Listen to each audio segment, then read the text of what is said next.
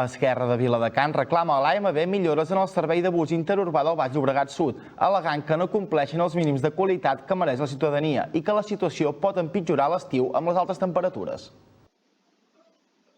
Adscriure busos d'altres serveis a Viladecans per substituir els vehicles vells i avariats i millorar la qualitat dels serveis de bus són dues de les reclamacions d'Esquerra Republicana de Viladecans. Totes les peticions les han traslladat al vicepresident de Mobilitat de l'AMB, Antoni Poveda, per trobar solucions urgents a les incidències del bus interurbà del Baix Llobregat Sud. Sol·licitem que l'Ajuntament exigeixi a l'AMB el servei de qualitat que es mereixen els ciutadans de Viladecans, això adscrivint nous autobusos pel servei o buscant fórmules per llogar-ne de nous, si és que no en disposen d'altres concessions.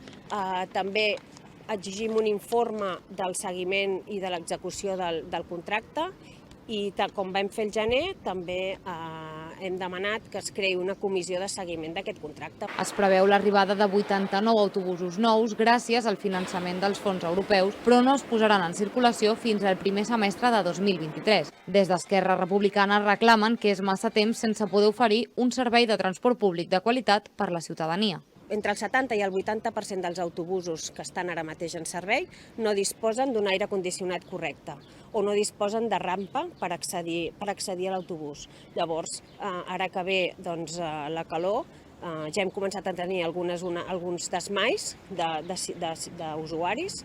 Per tant, ara que ve la calor, això empitjorarà i no ens podem permetre. Esquerra defineix la situació com complicada i considera que la ciutadania mereix un servei de mobilitat de qualitat, sostenible i fiable.